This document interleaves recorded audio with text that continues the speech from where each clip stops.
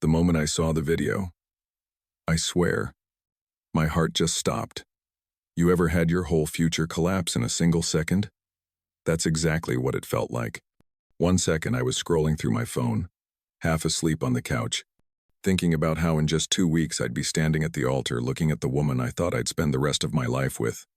And the next second, I'm staring at a shaky phone video of her, my fiancée, dancing on a couch at her bachelorette party, sandwiched between two guys I've never seen before. And let's just say, it wasn't the kind of dancing you could explain away.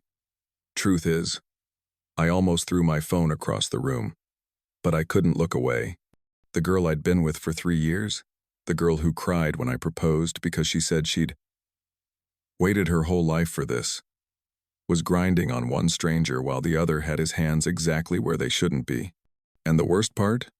She was laughing, not drunk stumbling, not, oops, I made a mistake. Laughing, but full on having the time of her life. I froze. My chest got tight. My head went fuzzy. And I kept thinking, no way. Maybe it's some kind of prank. Maybe they dared her. Maybe I'm just overreacting. But then I saw the timestamp. This wasn't hours ago.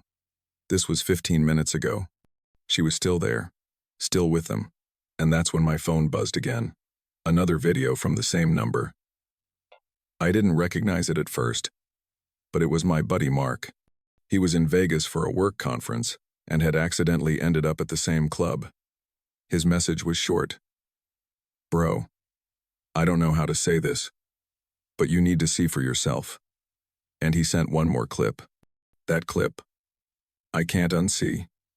Her leaving the club, hand in hand with both of them, disappearing into the back of a black SUV. I felt sick. Not just my stomach hurts sick, but the kind of sick that makes you want to crawl out of your own skin. You know that mix of anger and disbelief where you're just numb? That's where I was. I didn't text her. I didn't call her. I didn't even move for what felt like hours. I just sat there in the dark, phone in my hand, trying to figure out how the hell my life just flipped upside down. Around 3 a.m., I finally got a text from her. Night was wild. Love you. Can't wait to see you tomorrow. I stared at that message so long the screen went dim. No mention of Mark. No mention of the club. Just fake sweetness like nothing had happened. And that's when it hit me she wasn't gonna tell me. Not ever. She was gonna walk down that aisle, look me in the eye, and promise me forever knowing she'd spent her bachelorette night with 2 strangers. The sun came up and I still hadn't decided what to do. Until my phone rang. It was Jenna, one of her bridesmaids. And the moment I answered, I could tell she knew something. Hey, I don't know if you've heard anything about last night, she said, her voice low. I told her I had. There was a long pause. Then she sighed. Then you already know she didn't come back to the hotel until morning. We tried to stop her, but she wouldn't listen. My throat tightened. My hands shook. But instead of blowing up, instead of confronting her, something in me just went quiet. And that quiet turned into a decision. One I knew I wouldn't change. I wasn't going to scream. I wasn't going to beg for the truth. I wasn't even going to let her know I knew. I was just going to vanish. Completely. No goodbye. No explanation. No fight she could twist back on me later. Just gone. And the more I thought about it, the more I realized I could do it in a way that would hit her harder than anything else I could say. I could make sure that on the day she thought she'd won, she'd find out she'd already lost. And trust me, by the time I was done planning, I knew she would never forget the way it ended. Once the decision was made, something strange happened. I felt calm. Not happy, not sad, just calm. You know when you finally stop fighting the storm and just let it carry you? That's where I was. I knew I wasn't marrying her. I knew she'd never get the chance to explain it away with some half-baked excuse. And the best part? She had no idea I knew. Which meant I had time. Time to plan exactly how I was going to disappear. The wedding was set for 2 weeks away. 2 weeks of pretending nothing was wrong. 2 weeks of smiling when she talked about table settings and flowers and seating charts. 2 weeks of, I love you too. While inside, I was counting down the days until she'd be standing there in her dress, looking around for me, realizing I wasn't coming. But I didn't just want to vanish. I wanted her to feel it, to remember it every time she looked back on what was supposed to be the happiest day of her life. So I started small. First, I moved a chunk of my savings into a new account she didn't know about.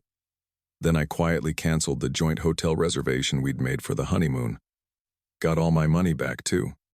She never noticed. I mean, she was too busy shopping for lingerie and posting countdown to Mrs. photos on Instagram. And every time she posted one of those, it made it easier to smile to her face while knowing what was coming. I even went to the tux fitting. Stood there in front of the mirror while the guy pinned the jacket. And all I could think was, you'll never see me in this. I kept everything perfectly normal. Answered her calls. Sent her goodnight texts. Talked about our future like nothing had changed. Because if I broke character, even for a second, she might suspect something. And I didn't want her suspecting. I wanted the shock to hit her like a freight train. 3 days before the wedding, I dropped off a package at the venue. Just a plain white envelope with her name on it. Inside, well, let's just say it wasn't a love letter. It was a flash drive. A flash drive with every photo and video from that night in Vegas, sent anonymously to me by Mark and, surprisingly, a couple of her own friends who thought I deserved to know. I didn't leave a note. I didn't need to. The files spoke for themselves. I handed it to the wedding coordinator and told her, make sure the bride gets this before she walks down the aisle. It's important. She gave me a weird look, but nodded. That night, I packed a single bag. Just clothes, my passport, and my laptop. I booked a one-way ticket to a place she'd never think to look. And as I zipped up that bag, I felt this release. Like I was finally stepping out of a cage I didn't even realize I'd been in. The morning of the wedding, I woke up before the alarm. Didn't put on the tux. Didn't even look at my phone. I just grabbed my bag, walked out of the apartment, and didn't look back. But here's the thing. I didn't go straight to the airport. No. I wanted to be close enough to feel the moment it all came crashing down. So I went to a little coffee shop 2 blocks from the venue. Saturday by the window. Sipped my coffee. Watched guests arriving in suits and dresses, smiling like today was going to be perfect. And then, right on schedule, it started. My phone, the one I'd left on, began buzzing like crazy. Calls from her. Calls from her mom. Texts from her bridesmaids. All unanswered. I just sat there, letting it ring, letting it buzz, knowing each missed call meant the panic was growing. But I knew the real panic wouldn't hit until she opened that envelope, until she saw herself on that flash drive, until the 2 strangers from Vegas stared back at her from the big screen of her own memory. And that moment, that's what I'd been waiting for. But the way it actually happened, that I couldn't have predicted. From my seat in the coffee shop, I couldn't hear what was happening inside the venue, but I could see the change in the air. At first, it was just the normal pre-wedding buzz, guests laughing, photographers snapping pictures, bridesmaids rushing around with bouquets. But then, it shifted. The first sign was one of her cousins storming out the front doors, phone pressed to his ear, looking around like he was trying to find someone. Then another guest came out. Then 2 more. And then I saw her maid of honor, Jenna, step outside, holding the envelope. Even from a distance, I could see her face was pale. She looked around like she was deciding whether to come find me. But she didn't. She went back inside. My phone buzzed again. This time it was a text from Mark. Dude, it's happening. I just smiled into my coffee. 10 minutes later, she appeared. My fiancée, well, ex-fiancée, now still in her wedding dress. veil pushed back, eyes wide, face red, and not the kind of red from crying, the kind of red from pure humiliation and rage. She was flanked by her mom and two bridesmaids, and they were all talking over each other. She pulled out her phone, typed something fast, and a second later my screen lit up. "Where are you?" I didn't answer. Not gonna lie, my hands were shaking. But not from fear, from adrenaline, from knowing the exact moment she had seen herself in those videos. I could picture it her in the bridal suite, makeup artist still working on her hair, opening the envelope, plugging in the flash drive, and then silence. The kind of silence where the air in the room gets heavy because everyone realizes they're looking at something they shouldn't be seeing. I imagine the first few seconds she tried to laugh it off. "Oh, that's just me dancing." But then the camera angle shifts, the music in the background fades, and there's no denying what's happening. Two strangers, a hotel room, her. I don't know how long she sat there before she realized the wedding was over. But I do know she tried to save it. Because 20 minutes later, my phone rang again. This time it was her maid of honor. "She just wants to talk to you. Just for 5 minutes. Please." I told her, "There's nothing left to talk about," and hung up. And here's the thing. Walking away didn't feel like revenge anymore. It felt like closure. Like I'd just hit the delete button on a life that would have destroyed me slowly if I'd stayed. I paid for my coffee, grabbed my bag, and started walking toward the train station. Not the airport. I changed my plan last minute. No tropical escape. No running halfway across the world. I wanted to rebuild my life right here, in the same city, so she'd know every time she thought about me. I wasn't far. I just wasn't hers anymore. On the way, I passed a group of guests leaving early. They didn't see me, but I heard one of them say, "Never seen anything like it. Wedding's off. And it's all over a video." I didn't stick around to hear the rest. I just kept walking.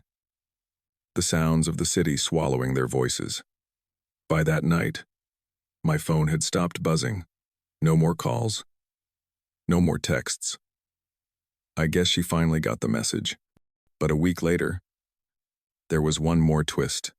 I was at a bar with Mark, telling him the whole story start to finish, when a guy at the next table turned around and said, "Wait, are you talking about her name?" I froze. "Yeah. Why?" He smirked, shook his head, and said, "Man, I was one of those guys at the Bachelorette." And just like that, the whole room went quiet. He wasn't bragging. He wasn't even smiling. He just looked at me and said, "I didn't even know she was engaged until the next morning." I just laughed. A real laugh. Because in that moment, I realized I'd been right to walk away without a word. I didn't need an apology. I didn't need closure from her. The truth was all the closure I'd ever need. And if you're wondering what happened to the dress, the flowers, the cake, the whole big wedding, let's just say, I heard she tried to turn it into a celebration of single life. But no matter how she spun it, everyone there knew the real story. And so did she.